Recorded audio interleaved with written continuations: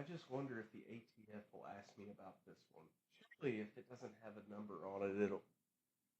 Oh, hey, I wasn't thinking about breaking the law. If that's what you're talking about. But on today's video, we're going to talk about a weapon that is known throughout the generations. Vietnam vet, you'll know it. GWAT vet, you'll know it. And even you Call of Duty and Battlefield vets, you guys will know it too. And let's just say the weapon that we're going to talk about today has entered our lives and impacted us in such a way that you could say it did it with a bang. Yeah, that was pretty bad. Anyway, let's talk about today's subject, and honestly, one of my favorites, the M203 grenade launcher. Oh, yeah, we're talking about it today. So, our story starts in 1969. 69. Dude, shut up. I'm making a video. Jeez. So, anyway, in 1969 is where the story of the M203 starts, when the Army officially adopted it into service. Now, yes, we did have grenade launchers up until this time, and they were the M79. And you Call of Duty players, you know it as the Thumper, and thump it did. But it didn't quite fill the role. So the M79 was efficient if you only needed to fire one grenade. Unfortunately, we needed more than that. So Uncle Sam did what he always does and says, hey, whoever makes me a grenade launcher that I like and that beats this, you're going to get some of my money. And he's got a lot to spend. So out came the M203.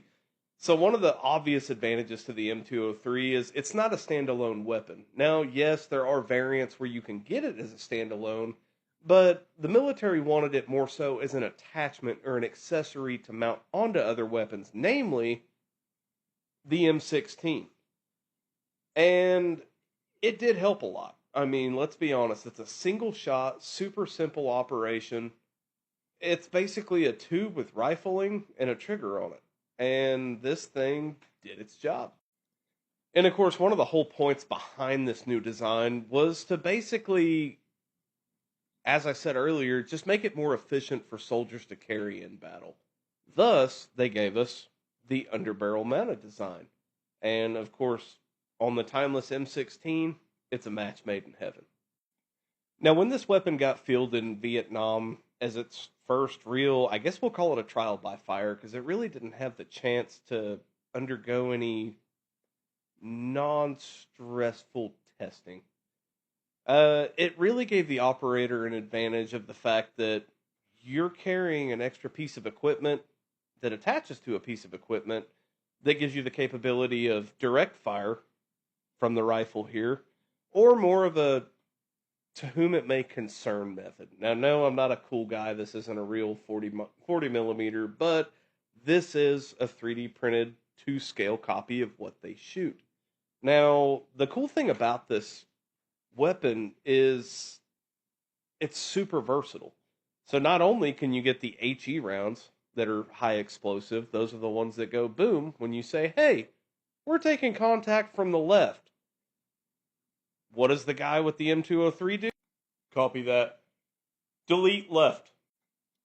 Yeah, that's pretty much how it goes.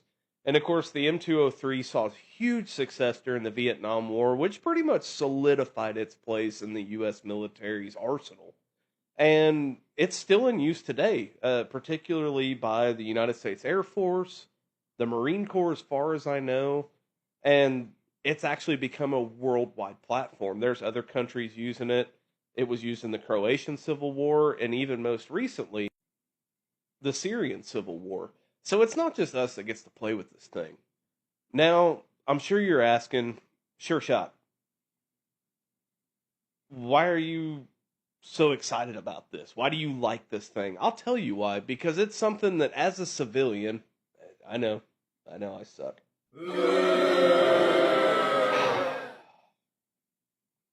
This is going to make you feel better because you can actually own one of these things. Now, yes, it is considered by the ATF. You know we like those guys.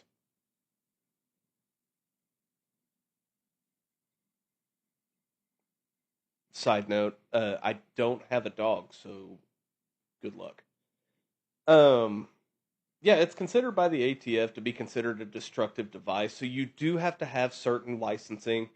I don't want to be the guy to lie to you to say what licensing you need, how much it's going to cost, but you can go to the ATF's website. It'll be past all the Pride stuff, and they will tell you basically what the requirements are to obtain that license. Now, once you do get that license, there is a downside. You don't get to play with the spicy HE rounds because they are pretty much non existent on the civilian market.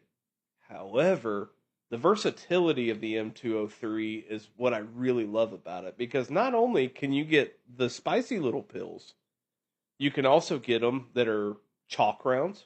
So you can just sit there and spread chalk around the range all day if you want to. Or if you're like me, a man of culture, you can get buckshot rounds. And I'm sure there's a lot of others that I'm forgetting, and I'm kind of having a stroke right now. So we're going to leave it at that. But there's a ton of different options for these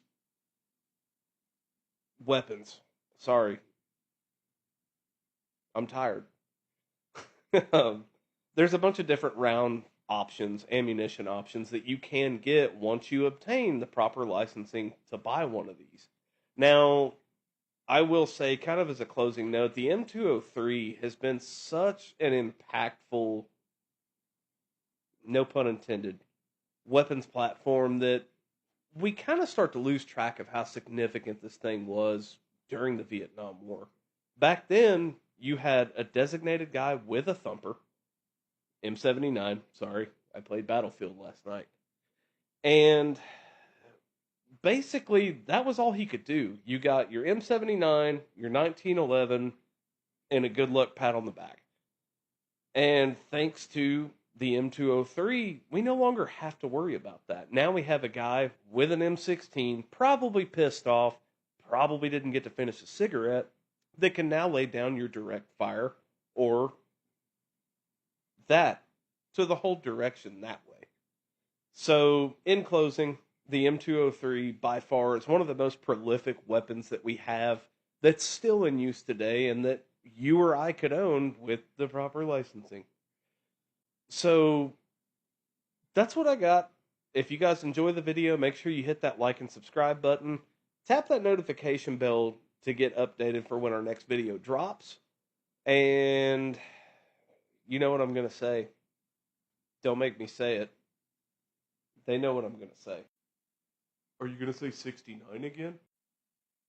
What? No, I'm not going to say... Get out of here. Wait a minute. How did you get in my house? Don't worry about Do how you I have a got warrant? in here. Get out of here. Jeez. I don't even Don't know worry that about guy. how I got in here. You're just mad because you say 69 What I was going to here say and you was suck. what I always say. Drink your water. Stay hydrated. Train. Go out and buy more guns because take it from me, you don't have enough. And come back next week for more. Love you guys, and we'll catch you on the next one.